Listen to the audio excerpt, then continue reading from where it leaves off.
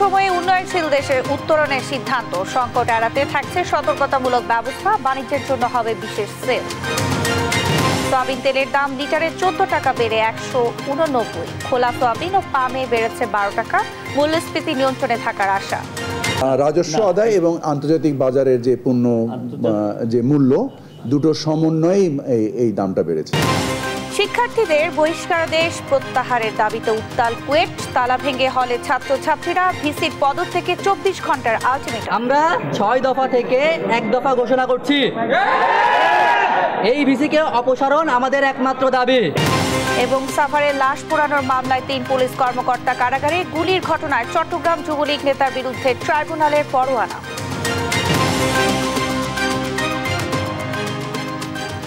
আমন্ত্রণ সংবাদ রাতে, দেখছিলেন সংবাদ শিরোনাম, সঙ্গে আছি আমি শারমিন নাসি। এবারে বিস্তারিত।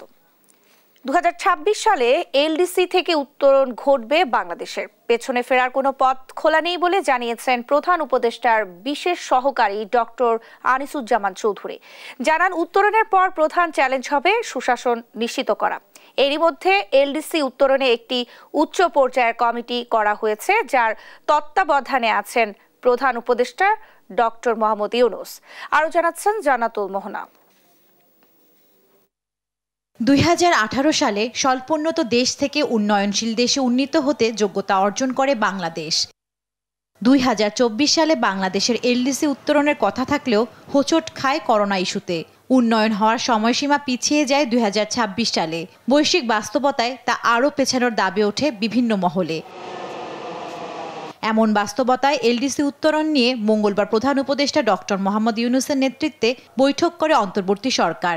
পরে ফরেন সার্ভিস একাডেমিতে সংবাদ সম্মেলনে সিদ্ধান্ত জানান প্রধান উপদেষ্টার বিশেষ সহকারী ডক্টর আনিসুজ্জামান চৌধুরী। জানান, নির্ধারিত 2026 সালে এলডিসি উত্তরণ পেছানোর দাবি অবান্তর। পেছানো যায় কিনা এটার এই প্রশ্নটা অবান্তর। 21 সাল থেকে আমরা অলরেডি 5 বছর, আমরা আর একটা বছর বাকি আছে। এখন এখান থেকে আপনি টার্ন ব্যাক করা, আপনার এটা ইজ নট মানে আপনার রিস্কলেস, যে আপনার সেফলি আপনি চলে আসবেন। সেখানেও আমাকে তাহলে সেফটির ইস্যুগুলি আসবে। তা আমি সেফটির ইস্যু যদি সামনে গিয়ে যাইতে পারি, নিতে পারি, আমি ব্যাক করবো কেন? জানান, সম্ভাব্য ঝুঁকি ও চ্যালেঞ্জ এরই মধ্যে চিহ্নিত করা হয়েছে, যা মনিটরিং করবে উচ্চ পর্যায়ের কমিটি। এছাড়া দেশের ব্যবসা বাণিজ্য সম্প্রসারণে ট্রেড নেগোসিয়েশন বডি গঠন করা হবে। সম্ভাব্য দুর্যোগ যেগুলো হতে পারে সেগুলো আমরা লিস্টেড করেছি, আমরা সেভাবে প্রিপারেশন থাকবো ইনশাল্লাহ। তো সেইটাই, এবং আমরা একটা উচ্চ পর্যায়ের কমিটি হচ্ছে, সেই কমিটি সার্বক্ষণিকভাবে এটাকে মনিটর করবে। ট্রেড নেগোসিয়েশন করার জন্য যে ধরনের দক্ষ অফিসার দরকার, সেটা আমরা রিক্রুটমেন্টের কাজ আজ থেকে শুরু হয়ে যাবে। এদিকে পাকিস্তানের পররাষ্ট্রমন্ত্রী বাংলাদেশ সফর প্রসঙ্গে প্রধান উপদেষ্টার প্রেস সচিব শফিকুল আলম জানান, সার্কভুক্ত দেশগুলোর সঙ্গে সম্পর্ক উন্নয়নের অংশ এটি।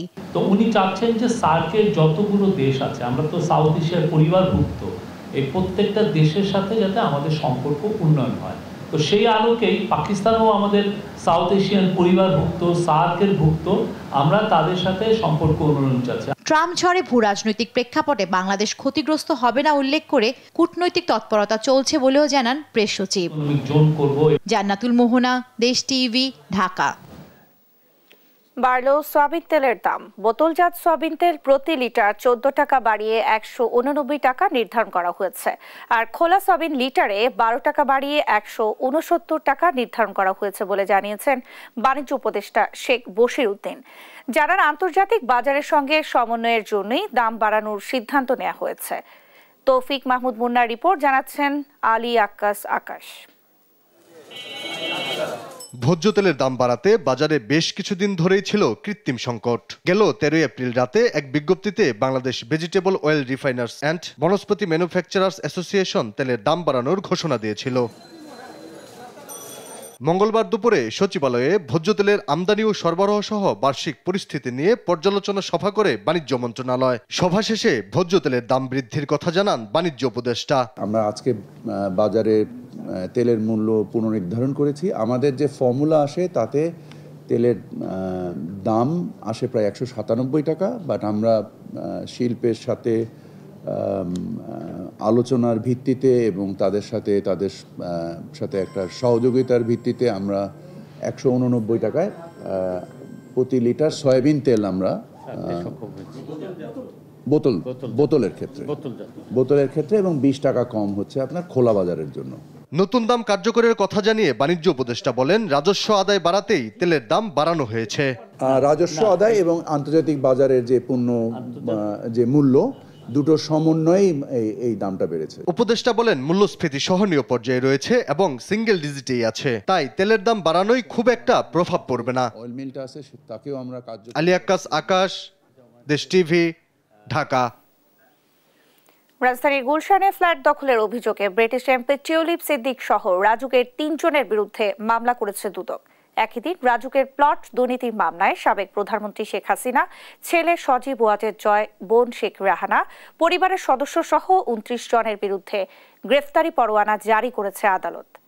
ফজলে আদিত্যের প্রতিবেদন।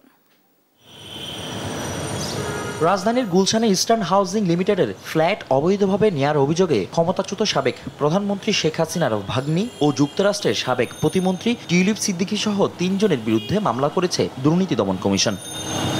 মঙ্গলবার দুপুরে দুদক মহাপরিচালক আক্তার হোসেন গণমাধ্যমকে এ তথ্য নিশ্চিত করেন। মামলার এজাহারে বলা হয়, আসামিরা পারস্পর যোগসাজশে অপরাধমূলক ষড়যন্ত্র, অসদাচরণ ও বিশ্বাসভঙ্গের মাধ্যমে ক্ষমতার অপব্যবহার করে কোনো টাকা পরিশোধ না করিয়ে অবৈধ উপায়ে ইস্টার্ন হাউজিং লিমিটেডের কাছ থেকে অবৈধ সুবিধা নিয়েছে। ইস্টার্ন হাউজিং লিমিটেডের নিকট থেকে অবৈধ সুবিধা নিয়ে রেজিস্ট্রি মূলে ফ্ল্যাট নং B/201, বাড়ি নং 5A ও 5B, রোড নাম্বার 71, গুলশান 2 এর দখল নিয়ে এবং পরে রেজিস্ট্রি মূলে খতিয়ান গ্রহণ করে অপরাধ করায় তাদের 3 জনের বিরুদ্ধে যে মামলা রুজুর সিদ্ধান্ত গৃহীত হয়েছে।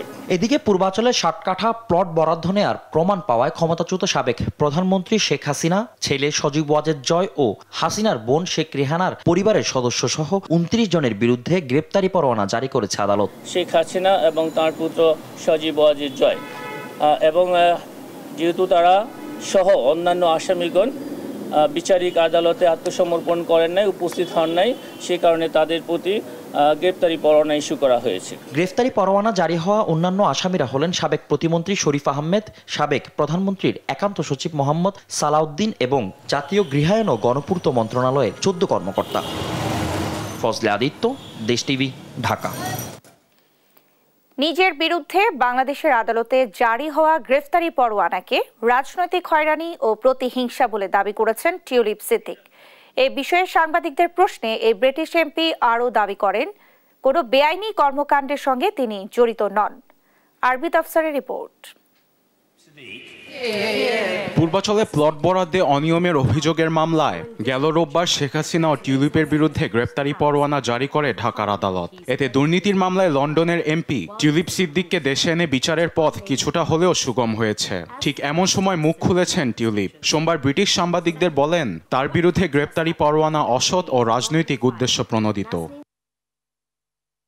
আমাকে হয়রানি করার জন্য এটি সম্পূর্ণ রাজনৈতিক উদ্দেশ্য প্রণোদিত অপপ্রচার। এমন কোনো প্রমাণ নেই যে আইন বিরোধী কিছু করেছি। বাংলাদেশি কর্তৃপক্ষের কেউ আমার সঙ্গে যোগাযোগ করেনি। পুরোটা সময় ধরে মিডিয়া ট্রায়াল চলছে। আমার আইনজীবীরা নিজ উদ্যোগে বাংলাদেশের কর্তৃপক্ষকে চিঠি লিখেছিলেন, এখনো তার কোনো জবাব আসেনি। বাংলাদেশের পক্ষ থেকে ব্রিটিশের সাবেক মন্ত্রীকে যুক্তরাজ্য থেকে দেশে বিচারের জন্য আনার চেষ্টা অব্যাহত থাকলেও ব্রিটিশ গণমাধ্যম দ্য গার্ডিয়ান বলছে, দুদেশের মধ্যে আনুষ্ঠানিকভাবে কোনো প্রত্যর্পণ চুক্তি নেই, যার জন্য বাংলাদেশের মাটিতে টিউলিপের বিচার হওয়া নিয়ে দেখা দিয়েছে অনিশ্চয়তা।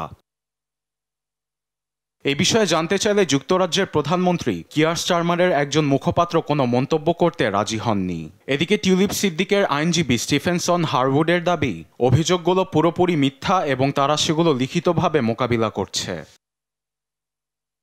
এদিকে সম্প্রতি বিবিসিকে দেওয়া এক সাক্ষাৎকারে দুদকের চেয়ারম্যান মোহাম্মদ আব্দুল মোমেন জানান, কাউকে উদ্দেশ্য করে এসব অভিযোগ আনা হয়নি, সেগুলো ভিত্তিহীন নয় জানিয়ে সুনির্দিষ্ট প্রমাণের ভিত্তিতেই তদন্ত হয়েছে বলে জানান তিনি। আরবিদ আফসার, নিউজ ডেস্ক, দেশ টিভি।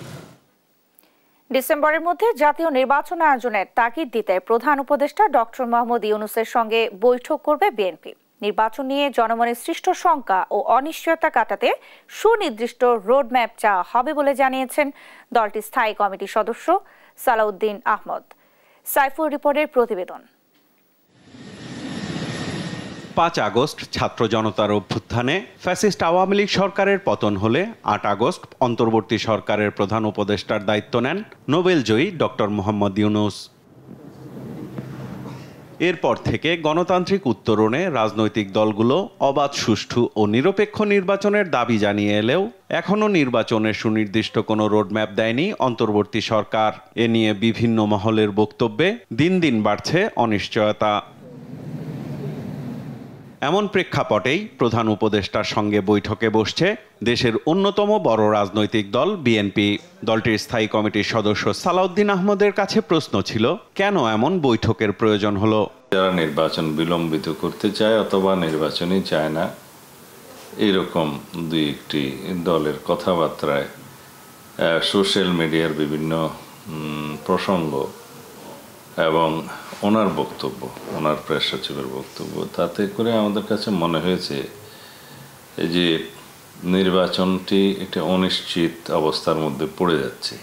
দুই একজন উপদেষ্টা বিভিন্নভাবে কথাবার্তা বলছেন, বিভিন্নভাবে বক্তব্য প্রতিষ্ঠা করার চেষ্টা করছেন যে নির্বাচিত সরকার আসলেই আগের মতো হবে, সুতরাং অনির্বাচিত সরকারই শ্রেয়, এরকম অনেক বক্তব্য প্রতিষ্ঠা করার চেষ্টা করছে। তার মতে রাজনৈতিক দলগুলোকে দেয়া প্রধান উপদেষ্টার প্রতিশ্রুতির বাস্তবায়নে কোনো অগ্রগতি দেখা যাচ্ছে না। তারা সব সময় আলাপ আলোচনাকে গুরুত্ব দিয়েছেন রাজনৈতিক দলগুলোর সাথে, এখনও দিচ্ছেন, কিন্তু তার প্রতিফলন আমরা আসলে কার্যক্ষেত্রে দেখছি না। আমরা মনে করি এই বিষয়টা তাদের আর একটু গভীরভাবে বিবেচনা করার দরকার। নির্বাচন কেন্দ্রিক সংস্কার দ্রুত শেষ করে নির্বাচনের মাধ্যমে গণতন্ত্রের উত্তরণে অন্তর্বর্তী সরকারকে প্রয়োজনীয় সহায়তা দেওয়ার কথা জানান বিএনপির এই নেতা। নির্বাচনের রোডম্যাপ যদি এখন থেকে ঘোষণা করে, তার ফলাফল হবে জাতির মধ্যে এই বিষয়ে যে একটি অনিশ্চয়তা আছে সেটা কেটে যাবে। স্পেসিফিক রোডম্যাপ চাইব, যেটা তিনি জাতির সামনে প্রদান করবেন, যে ডিসেম্বরের মধ্যে, ডিসেম্বরেই অথবা ডিসেম্বরের আগে জাতীয় সংসদ নির্বাচন অনুষ্ঠানের জন্য অফিসিয়ালি তিনি নির্বাচন কমিশনকে ইনস্ট্রাকশন দেবেন। বিএনপি রাজপথের আন্দোলনের চেয়ে আলোচনার মাধ্যমে রাজনৈতিক সংকট নিরসনে সর্বোচ্চ চেষ্টা করছে বলেও দাবি করেন সালাউদ্দিন আহমদ। আমরা আগে ওনার সাথে কথা বলবো, ওনার বক্তব্যের পরিপ্রেক্ষিতে। সাইফুল রিপন, দেশ টিভি, ঢাকা। নির্বাচনের প্রস্তুতির অংশ হিসেবে ব্যালট পেপার ও নির্বাচনী সরঞ্জাম নিয়ে বিজি প্রেসের সঙ্গে বৈঠক করেছে ইসি। নির্বাচন কমিশনের সিনিয়র সচিব আক্তার আহমেদ বলেন, বিজি প্রেসের সঙ্গে নির্বাচনে ব্যবহৃত বিভিন্ন জিনিসপত্র, বিশেষ করে ব্যালট ফর্ম ইত্যাদি নিয়ে আলোচনা হয়েছে। আর পুরনো নির্বাচনী কাগজ ধ্বংস ও যাচাই করার বিষয়ে আলোচনা হয়েছে। এইসব কাজের জন্য বিজি প্রেসের 3 মাস সময় লাগবে বলে জানানো হয়েছে। প্রবাসীদের ভোট ব্যবস্থাপনায় 3টা পদ্ধতি নিয়ে 3টি টিম কাজ করছে বলেও জানান ইসি সচিব। কাগজের পরিমাণ কতটুকু এবং আপনার কতদিন লিড টাইম লাগতে পারে, এই হিসাবগুলোকে আমরা একটু নিজেদেরকে প্রস্তুত রাখার জন্য এই আলোচনাগুলো করেছি। লিড টাইম হিসেবে ওনাদেরকে বলেছেন যে মোটামুটিভাবে 3 মাস মতন লাগে, আর সে সাথে আরও একটু যদি ফ্লেক্সিবিলিটি থাকে তাহলে আমাদের 4 মাসের ভিতরে আমরা সম্পূর্ণ প্রকিউরমেন্টটা করতে পারেন। শিক্ষার্থীদের বহিষ্কারের প্রতিবাদে উত্তাল খুলনা প্রকৌশল ও প্রযুক্তি বিশ্ববিদ্যালয় কুয়েট। তালা ভেঙে হলে প্রবেশ করেছে শিক্ষার্থীরা। এর আগে ছাত্রদের বিরুদ্ধে মামলার ইন্ধন, বহিষ্কার সহ নানা অভিযোগে উপাচার্য ডক্টর মোহাম্মদ মাসুদের অপসারণ চেয়ে 1 দফা দাবি জানায় তারা। এদিকে কুয়েটের শিক্ষার্থীদের দাবির সঙ্গে সংহতি জানিয়ে এবং বিক্ষোভ করেছে ঢাকা বিশ্ববিদ্যালয়ের শিক্ষার্থীরা। সহকর্মীদের পাঠানো তথ্য ছবিতে শামীম হোসেনের রিপোর্ট।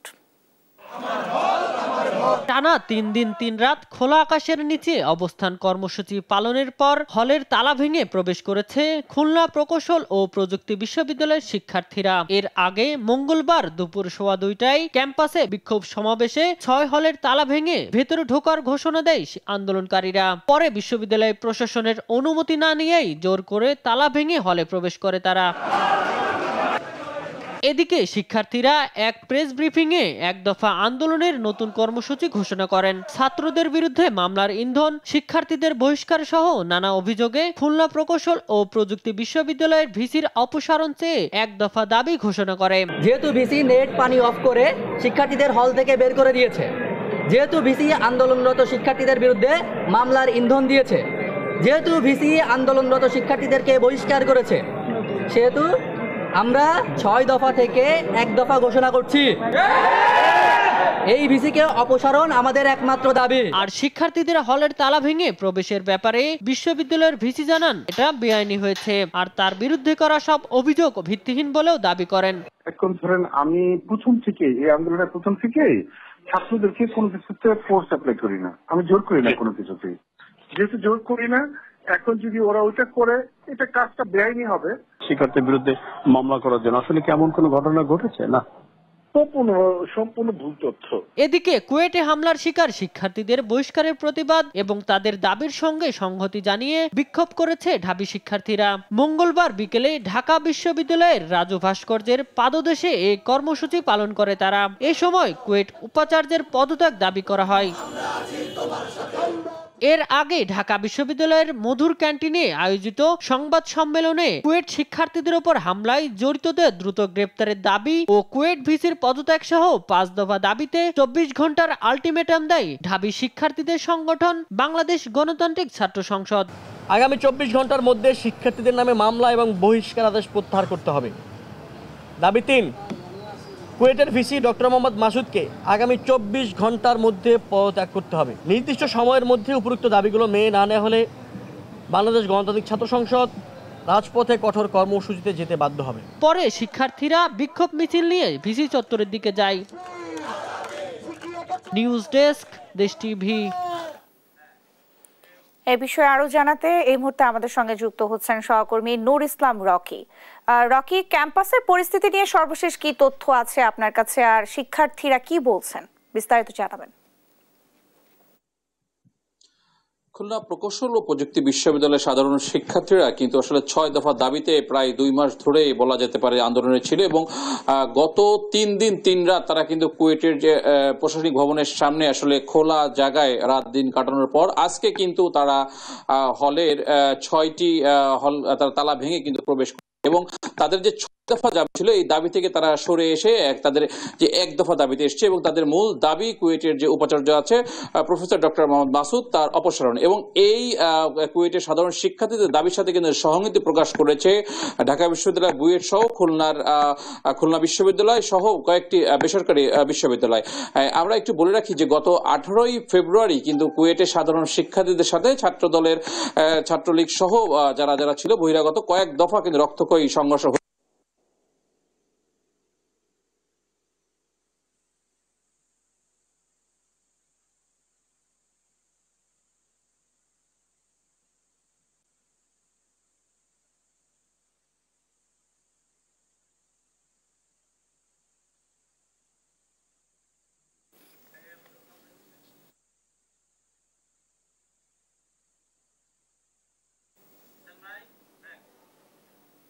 রকি, আপনাকে ধন্যবাদ। তুচ্ছ ঘটনার পর সামাজিক যোগাযোগ মাধ্যমে ব্যঙ্গ, এতেই ধাওয়া পাল্টা ধাওয়ার ঘটনা ঘটে ঢাকা কলেজ ও সিটি কলেজের শিক্ষার্থীদের মাঝে। বেলা 11:30 থেকে দুপুর 12টা পর্যন্ত চলে এই সংঘর্ষ।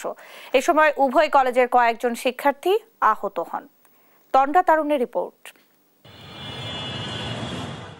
মঙ্গলবার দুপুরে রাজধানীর সায়েন্স ল্যাব এলাকায় সংঘর্ষে জড়ায় ঢাকা কলেজ ও সিটি কলেজের শিক্ষার্থীরা। আধা ঘন্টা ধরে চলে ধাওয়া পাল্টা ধাওয়া, ইট পাটকেল ছড়ে উভয় কলেজের শিক্ষার্থীরা। ঢাকা কলেজের শিক্ষার্থীদের দাবি, বাসে যাতায়াতের সময় সিটি কলেজের শিক্ষার্থীরা তাদের কলেজের ইন্টারমিডিয়েট পড়ুয়া এক শিক্ষার্থীর সঙ্গে বাকবিতণ্ডায় জড়ায়। পরে ঘটনাটি কলেজ দুটির ফেসবুক গ্রুপের মাধ্যমে ছড়িয়ে পড়লে উত্তেজনা তৈরি হয়। এক পর্যায়ে সংঘর্ষে জড়ায় দুই কলেজের শিক্ষার্থীরা। এ সময় আহত হয় দুই কলেজের কয়েকজন শিক্ষার্থী। আমার রিক্সা যখন ঢাকা কলেজ পর্যন্ত এসে পৌঁছায় তখন আমি ওখানে একা ছিলাম, রিক্সায় আসছিলাম, এবং ওখানে ওদের 40-50 জন শিক্ষার্থী আমাকে আটকায় ওরা আমাকে বেধড় মারধর করতে থাকে। কিছু বখাটে ছেলে মেয়ে, যেটা আমাদের সিটি কলেজেও আছে, এদের জন্য প্রতিবার এই ঝামেলা লাগে। একটা স্টুডেন্টকে কি এভাবে মারতে পারে? বাসগুলো চেক করে করে মারে। আমাদের ক্যাম্পাসে ইন্টারমিডিয়েটের দুজন স্টুডেন্ট, তারা এখানে যাওয়ার সময় তাদেরকে সিটি কলেজের যারা স্টুডেন্ট ছিল ওদেরকে একা পেয়ে ওদেরকে নিয়ে গিয়ে ব্যাচ, তারপরে হলো কার্ড, এগুলো ছিঁড়ে ফেলছে। পরে আইন শৃঙ্খলা রক্ষাকারী বাহিনীর সদস্যরা ঘটনাস্থলে এসে পরিস্থিতি নিয়ন্ত্রণে আনে। সোশ্যাল মিডিয়াতে তাদের লেখালেখি করা করেই ঝগড়াটা গতকালকে রাতে যেটা ফেসবুকে ছিল এটা আজকে বাস্তবের সামনে চলে এসেছে। এটাই যে দুই পক্ষর ধাওয়া পাল্টাতে হয়েছে, ওই সময় তো 2-4 জন ইটের আঘাতে কিছুটা আহত হতে পারে, সিরিয়াস কোনো আহত হয়নি। এরপর শিক্ষার্থীরা আবারও জড়ো হওয়ার চেষ্টা করলে পুলিশ তাদের সরিয়ে দেয়। আমরা পুলিশ তাৎক্ষণিকভাবে দুই পক্ষকে আইসোলেটেড করার চেষ্টা করে সিটি কলেজের বাচ্চাদেরকে সিটি কলেজের দিকে আমরা নিয়ে গিয়েছি এবং ঢাকা কলেজের বাচ্চাদেরকে এদিকে নিয়ে এসেছি। তো দুই পক্ষের ভিতরে যখন দুই দিকে নিয়ে গেছি, পরিস্থিতি শান্ত হয়ে গেছে। সংঘর্ষের কারণে মিরপুর সড়কে আধা ঘন্টা যান চলাচল বন্ধ ছিল। তন্দ্রা তারণ্য, দেশ টিভি, ঢাকা। জনগণ অন্তর্বর্তী সরকারকে 5 বছর দেখতে চায় এমন বক্তব্য তার নয় বলে দাবি করেছেন স্বরাষ্ট্র উপদেষ্টা জাহাঙ্গীর আলম চৌধুরী। জানান, এমন কথা বলছে সুনামগঞ্জের সাধারণ মানুষ। রুটিন অনুযায়ী ডিবি প্রধান পরিবর্তন হয়েছে বলেও জানান তিনি। আর মডেল মেঘনা আলমের বিরুদ্ধে প্রচলিত আইনি ব্যবস্থা নেওয়া হয়েছে বলে জানান প্রধান উপদেষ্টার বিশেষ সহকারী খোদা বক্স চৌধুরী। আরও জানাচ্ছেন নাফিয়া ফারসানা। মঙ্গলবার সকালে সচিবালয়ে স্বরাষ্ট্র মন্ত্রণালয়ের সভাকক্ষে বসে আইন শৃঙ্খলা সংক্রান্ত কোর কমিটির সভা। সেখানে স্বরাষ্ট্র উপদেষ্টা জাহাঙ্গীর আলম চৌধুরী, প্রধান উপদেষ্টার বিশেষ সহকারী খোদা বক্স সহ বিভিন্ন বাহিনীর প্রধান ও প্রতিনিধিরা অংশ নেন। সভা শেষে ব্রিফিংয়ে দেশের আইন শৃঙ্খলা পরিস্থিতি নিয়ে সন্তোষ জানান স্বরাষ্ট্র উপদেষ্টা। বলেন, রাঘব বোয়াল কাউকেই ছাড়া হচ্ছে না। সকলের সার্বিক সহযোগিতা এবারের উৎসবে আইন শৃঙ্খলা পরিস্থিতি ছিল অত্যন্ত ভালো। সবাই নিরাপদে নির্বিঘ্নে উৎসব উদযাপন করতে পেরেছে। প্রশ্নের জবাবে অন্তর্বর্তী সরকারের 5 বছর ক্ষমতায় থাকা নিয়ে কোনো বক্তব্য দেননি বলে দাবি করেন তিনি। এ দাবি সুনামগঞ্জের সাধারণ মানুষের উল্লেখ করে উপদেষ্টা বলেন, ডিসেম্বর থেকে জুনের মধ্যে নির্বাচন হবে। প্রধান উপদেষ্টা এমন বক্তব্যের পর আর কিছু বলার নেই। আমি তো বলি নাই, এটা জনগণ বলছে, আমি তো কিছুই বলি নাই। ওখানে আপনার সাংবাদিকরা ছিল, এরা শুনছে, এরা বলছে, আমি তো কিছুই বলি নাই। এ সময় ডিবি প্রধানের বদলি রুটিন কাজ বলেও জানান স্বরাষ্ট্র উপদেষ্টা। আর প্রধান উপদেষ্টার বিশেষ সহকারী জানান, বিদ্যমান আইনেই মডেল মেঘনা আলমের বিরুদ্ধে ব্যবস্থা নেওয়া হয়েছে। যে প্রচলিত আইনেই ব্যবস্থাটা নেওয়া হয়েছে, এখানে কারোর প্রতি বেআইনি কোনো আচরণ করা হয়নি এবং হাইকোর্টে যে এটা নিয়ে বিচার চাচ্ছে সেটাও আমরা জবাব দেব। আদালতে বিচারাধীন থাকায় মেঘনা আলমের গ্রেফতারের প্রক্রিয়া নিয়ে আইন উপদেষ্টার বক্তব্যের বিষয়ে কোনো মন্তব্য করেননি তিনি। নাফিয়া ফারসানা, দেশ টিভি, ঢাকা। জুলাই আগস্টের আন্দোলনে আশুলিয়ায় 6 জনের মরদেহ পোড়ানোর মামলায় ঢাকার সাবেক অতিরিক্ত পুলিশ সুপার শাহিদুল ইসলাম, আব্দুল্লাহ হিল কাফি ও ঢাকা উত্তর ডিবির সাবেক পরিদর্শক মোহাম্মদ আরাফাত হোসেনকে গ্রেফতার দেখিয়ে কারাগারে পাঠানোর নির্দেশ দিয়েছেন ট্রাইব্যুনাল। প্রসিকিউশন বলছেন, এই মামলার মধ্য দিয়ে শুরু হবে জুলাই গণহত্যার বিচার। এদিন গোলাম মুর্তজা নামের এক ব্যক্তিকে 47 দিন গুম করে নির্যাতনের মামলায় সাবেক র্যাব কর্মকর্তা সোহাইলকে হাজিরের নির্দেশ দিয়েছেন ট্রাইব্যুনাল। সাবরিনা মজুমদারের রিপোর্টে বিস্তারিত। জুলাই আগস্টের হত্যাযজ্ঞে আলোচিত আশুলিয়ার 6 লাশ পোড়ানোর মামলায় মঙ্গলবার ট্রাইব্যুনালে নতুন করে হাজির করা হয় পুলিশের 3 সদস্যকে। পরে শুনানি শেষে যাদের গ্রেফতার দেখিয়ে কারাগারে পাঠানোর নির্দেশ দেন ট্রাইব্যুনাল। এ মামলার মধ্য দিয়ে জুলাই আগস্টের গণহত্যার বিচার শুরু হবে বলে জানিয়েছেন প্রসিকিউশন। এছাড়া চট্টগ্রামের গণহত্যার মামলায় অস্ত্রধারী যুবলীগ ক্যাডারকে 7 জুলাই আদালতে হাজির করার নির্দেশ দেন ট্রাইব্যুনাল। চট্টগ্রামে যে হেলমেট বাহিনী ছাত্র জনতার উপর গুলি করেছিল 18 এবং 16 তারিখে, যেখানে 7 জন শহীদ হয়েছিলেন, সেই মামলায় দুইজনের প্রোডাকশন ওয়ারেন্ট চাওয়া হয়েছে, ট্রাইব্যুনাল এটা মঞ্জুর করেছেন।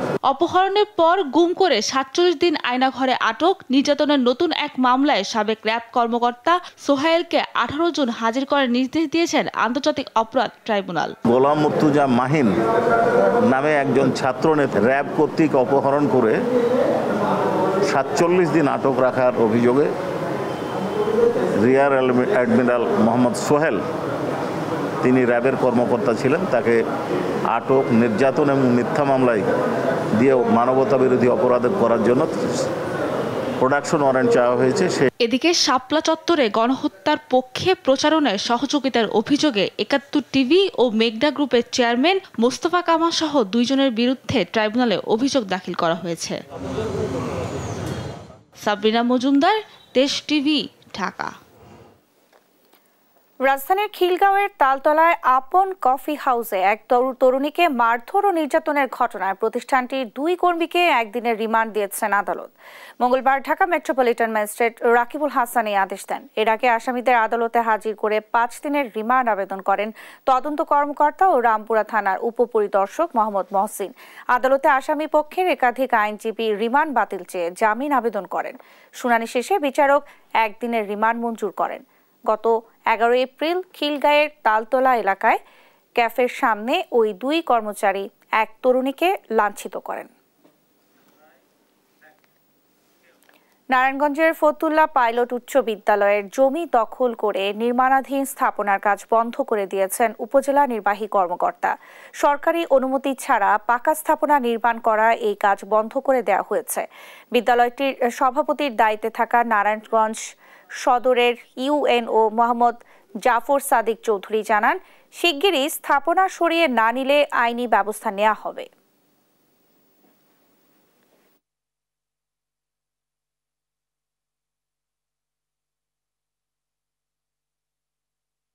এখানে স্কুলের জায়গা দখল করে এলাকার কতিপয় ব্যক্তি এখানে হচ্ছে যে একটা স্থাপনা, পাকা স্থাপনা করার প্ল্যান করছে এবং সেটা ৪ তলা ফাউন্ডেশন, এরকম একটা প্ল্যান তারা করছে। তো এটা জানার পর আমি যখন খোঁজ নিই, তারা অলরেডি নাকি কাজ শুরু করে দিয়েছে। এখানে স্কুল থেকে বা আমার পক্ষ থেকে কোনো ধরনের অনুমতি ছিল না থাকাতে তাদের ওয়ার্নিং দেওয়া হয়, তাদের বলা হয়েছে ওগুলো সরিয়ে নেওয়ার জন্য। আজকে আমি সরেজমিনে এসে দেখি তারা এখন স্থাপনা রেখে দিয়েছে। তাদেরকে আরও 3 দিনের সময় দেওয়া হয়েছে। 3 দিনের মধ্যে যদি তারা এখান থেকে যদি সম্পূর্ণ মালামাল, কনস্ট্রাকশনের জিনিসপত্র সরাই নিতে না পারে, তাহলে আমরা আইনানুগ ব্যবস্থা নিব। এই ছিল এখনকার সংবাদ রাত। পরে বুলেটিন দেখার আমন্ত্রণ রইল। ধন্যবাদ সবাইকে।